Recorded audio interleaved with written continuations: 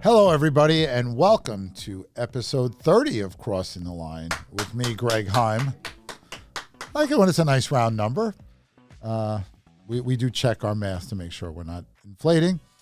How many episodes we've done. Today is June 24th. It's a sunny, hot day here in New York City.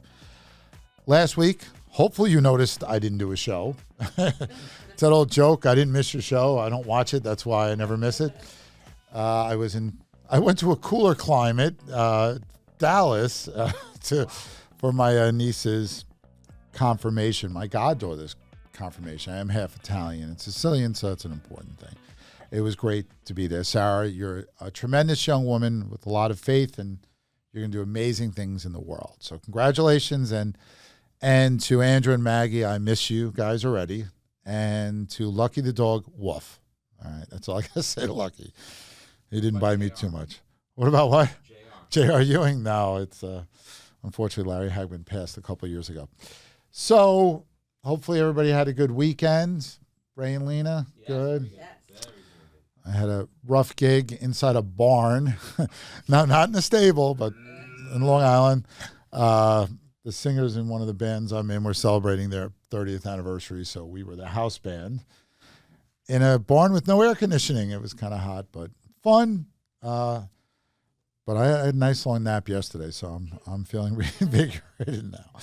All right, so let's get to the goods. As always, trying to be informative, concise, entertaining, and edgy at the same time, and coming to you as always from beautiful 1873 and tastefully decorated by the Everset. This beautiful set here at Studio 1873 is brought to you by the Everset. The Everset provides full-service staging and furniture rental solutions in the New York area. For more information, please visit us at staging.theeverset.com or email us at staging@theeverset.com to request a free proposal. So let's start with our so-called line items, what was in the blog. Retail sales is a big number that came out last week, and it was pretty weak, barely up 0.1% in May. That's below estimates. They were looking for a gain, those nasty economists, of 0.3%, so this is a bad number. And the April data that it's obviously compared to was revised lower. So originally it was flat, now it was minus 0.2%. So that makes this May data look even worse. Year over year, sales are up 2.3%. That may sound like okay, but the increase in prices during that time has basically been 1% more than that. This data is not adjusted for inflation. So that basically tells you that consumers are spending more for less stuff, and they're not keeping pace with inflation because sales should be rising at a minimum of that rate. So that's a concern. One of the big declines last month was at gas stations. 2.2% drop in retail sales at gas stations. It wasn't that people weren't going anywhere. Gas prices fell dramatically in May. So that's why the sales went down there. Also interesting was people were buying less food and drink. 0.4% decline in sales at grocery stores and at restaurants and bars. Now, we've talked about how people are spending the highest percentage of the disposable income on food in 3 decades. So people are having a hard time making ends meet. This inflation has been going on for a couple of years now. And remember, we can talk about the rate of inflation going down, or what we call disinflation, but it's not deflation. Deflation is when prices are going down. Prices are still going up. They're just not going up as fast as they used to. I mean, we'll take what we can get, but let's not forget. Thank you, Ray. And remember, the American consumer is tapped out, a lot of them. It's been brutal to keep up with these price increases. They've run up $1.115 trillion. I went out that many decimal places because it's still a large amount of money in credit card debt, and that excess savings, all those checks the government sent us during COVID, they're like Tuesday. They're gone with the wind. For you Leonard Skinner fans out there. Can't wait to see Skinner in August. I'm excited. Even though there's no original members in the band, but that happens with a lot of bands these days. What are you going to do? So again, the reason we look at consumer spending so carefully and we panic when it's not good is that it accounts for 2/3 of gross domestic product, the stuff we buy. Remember the equation. It's what consumers buy, what the government spends, investment or inventory buildup or lack thereof, and net exports. So you would think that barely any increase in a month would be concerning for the second quarter GDP number. The quarter's almost over. But they're not my friends at the Atlantic Fed. That's not because I don't like them. I just don't know them. But the people at the Atlantic Fed have this thing called GDP Now, where they look at incoming data and they make a forecast. Their current forecast as of today, June 24th, in case you're watching this a little later, is 3.0% economic growth in the second quarter. So, as my good friend Alfred E. Newman might say, what me worry? What's the problem? So what, they have no money to spend anymore. The economy's humming along pretty well. At the end of this week, we get the final word on spending and inflation, and that's our good friend PCE, or personal consumption expenditures, which will give us the Fed's preferred measure of inflation, which is the core personal consumption expenditures price index, or core PCE. And we'll also see what spending is done. The PCE report is a much more complete report. It comes out at the end of the cycle of all these reports, and it has the most accurate data. So that was sort of our headline story on retail sales, and to kind of balance that, we put a nice short, somewhat happy story, and that's mortgage rates falling for the third straight week. We'll take what we can get, Ray, Every now and then, you just got to take the little victories. According to Freddie Mac, the average 30-year conforming mortgage rate fell to 6.87% last week, which is about just a little bit above the average over the last 50 years. So remember that, sure, these seem a lot higher than the 3% rates we had just a couple of years ago, but historically speaking, they're right about where they typically have averaged. But again, 3 straight weeks of decline. We're below 7%. That's something. And if you want to put an even nicer, shine on it, mortgage rates are now at their lowest rate since April. Was April that long ago? No, but exactly. Thank you for that, Ray. Again, is this going to draw buyers out? Probably not to any great extent. And we're going to talk about existing home sales in the next piece.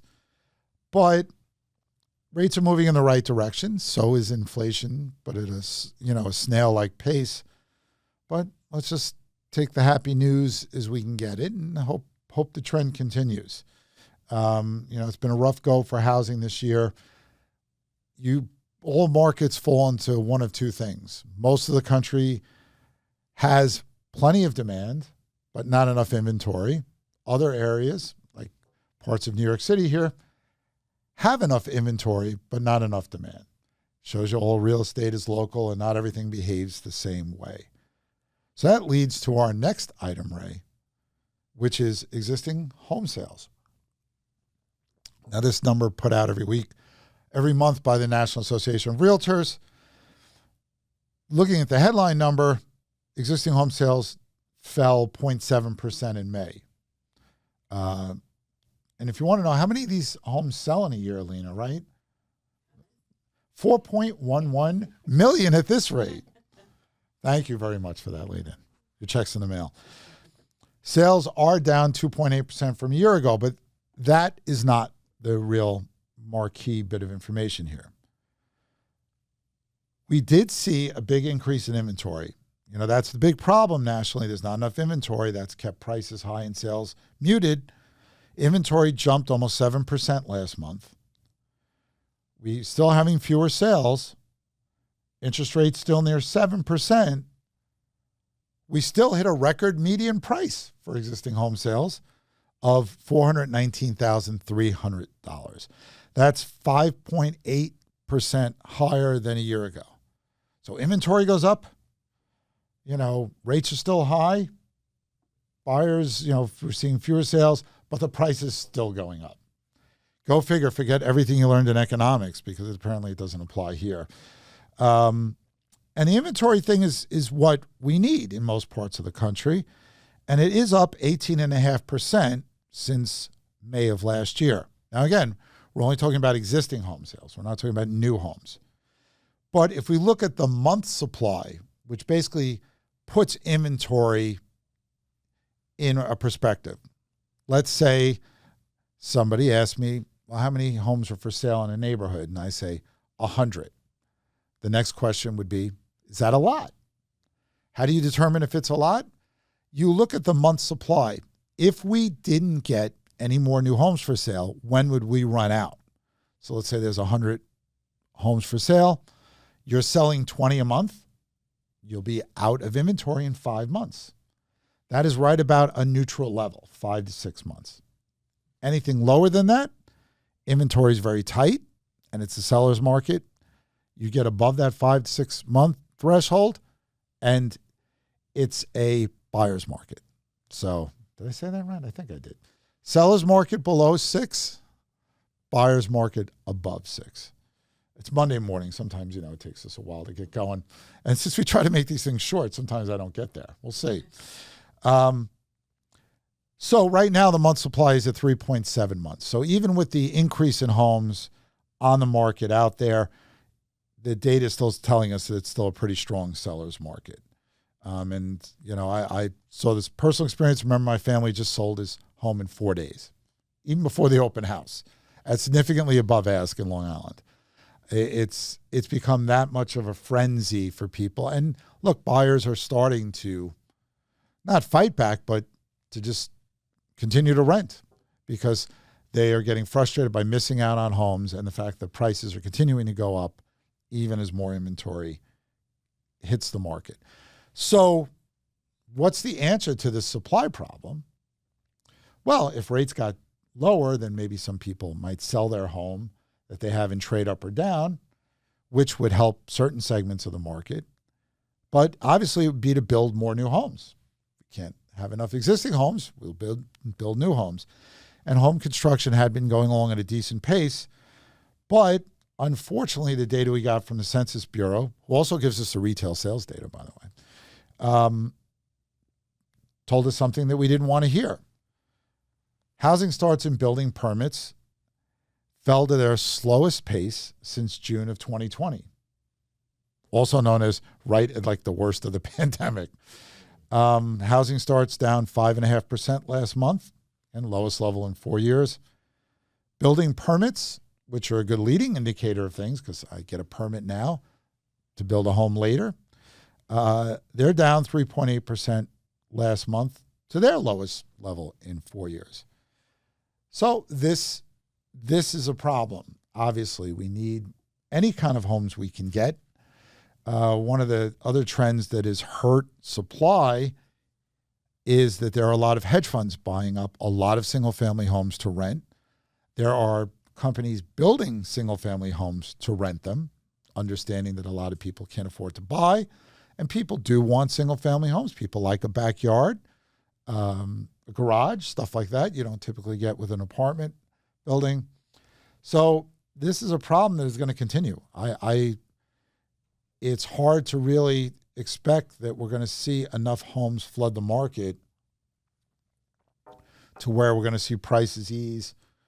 At the same time, rates will hopefully continue to come down and really solve this affordability crisis, which has been going on for a very long time. So that is sort of our economic roundup for the week. Remember, on Friday, we get the PCE numbers. We'll be dissecting that next week. But I want to spend a moment. I did this in the blog. We lost Willie Mays last week. Somebody, the Say Hey Kid, one of the cooler nicknames. And a guy who always seemed to be smiling, always seemed to play the game with joy. Obviously, I didn't get to see him play. Maybe I saw him on TV when I was like 3, but I don't remember. And a guy who, if you remember, I'm a big Yankee fan. Joe DiMaggio would always be introduced as the greatest living ball player. It was like in his contract. It's kind of, gutsy for you to say about yourself. Do I go around saying I'm the greatest living economist? I don't have to because it's important. No, I'm just joking, maybe. So he was the greatest living ball player. He died. He was 93 years old. He was also the oldest living Hall of Fame member. And since I work in research, I'll answer the question that's on your mind. The new oldest living Hall of Famer is Louis Aparicio, who is 90. But, Mays not only was a great player, a lot of fun to watch. Just watching the highlights of him, it's really amazing. And he was an inspiration to so many young kids. And at a time, too, where black ball players were just being able to play in the major leagues, really was an important player in the history of baseball. A lot of people wore his number in honor of him. There's talk now of making his famous catch in the World Series the logo for Major League Baseball, just like Jerry West is the logo for the NBA player. If anybody deserves it, it's Willie Mays.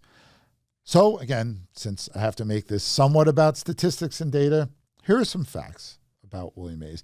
This really shows greatness. I know everybody believes that he was great, and he was funny. There's a great Bob Costas interview with Willie Mays and Hank Aaron from a couple of years ago, and Willie Mays is yelling at Hank Aaron to talk to his buddy Bob Gibson about why he seems to keep throwing balls at his head.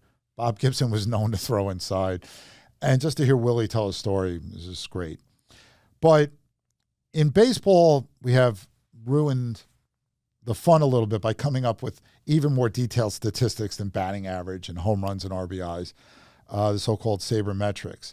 And one of those is something called wins above replacement, which basically says if Greg Heym is in center field, how many more games does that team win because I'm there versus the average player? And it takes into account offense and defense. In the history of baseball, only two position players, let's forget about those pitchers, sorry, Ron Guidry, have a higher wins above replacement in their career than Willie Mays. The number one in wins above replacement is his godson, Barry Bonds. Barry Bonds' numbers, a little tainted, PEDs, but let's just leave that off the table. It's another rant for another day. And Babe Ruth are the only position players that had higher wins above replacement than Willie.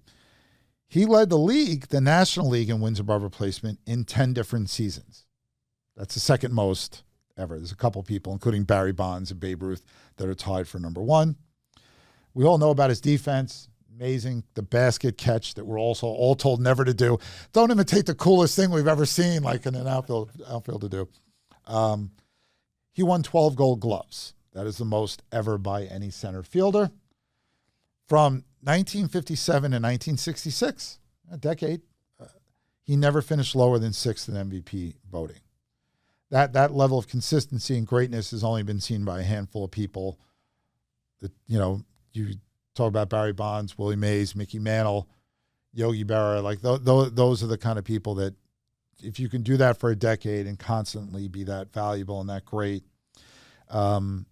it shows you that you can certainly make a case that he's one of the greatest players of all time.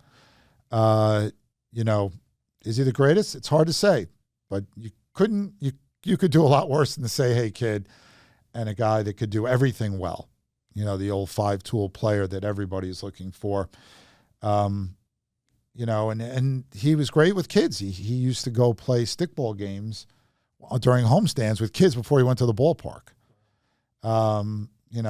Kept a very quiet personal life. There's a great documentary on him that came out about a year or two ago. He didn't drink or anything like that. And if he was out too late, the neighborhood people would send him home so he could play the game the next day. But a guy that was just so amazing and so important to the game. Who's the greatest living ball player now? If you don't care about the PED scandals, it's very easy. It's Barry Bonds. But I care. So, you could say Mike Schmidt, Albert Pujols, Johnny Bench. There's a lot of great ones that are still out there. Roger Clemens, again, if you don't care about the PEDs. But, baseball is an important part of this country. It's history. It's America's game. And as a Yankee fan, we're in first place in our division. So I can love that. And it was great. It must have been great at the time to have Mays, Mantle, and Duke Snyder all playing for the 3 New York teams, all being Hall of Famers and just phenomenal athletes. So we'll miss you, Willie. Rest in peace. And, hopefully we'll continue to see more people emulate you and focus on all aspects of the game. There are some great, exciting players. Of course, none more exciting, Ray, than Aaron Judge, who's leading the league in pretty much every offensive category. Well, that's it for this week. As always, if you have any email you want to send, even if it's negative feedback, I can take it. CTL@bhsusa.com. And again, thank you for supporting this show, all the great shows on the More Network. Like and subscribe. Getting tired of saying that myself, but I'm contractually. There's a big sign in front of me that says like and subscribe. No, it doesn't say, but it's hard. It's the summer, but when you're laying on the beach, put the headphones on. What's more relaxing when you got the waves cracking in and me talking about economics in my deep, little hoarse voice today. So thanks again for supporting the show. Have a great week, everybody, and we hope you continue to tune in and support us. Thanks again.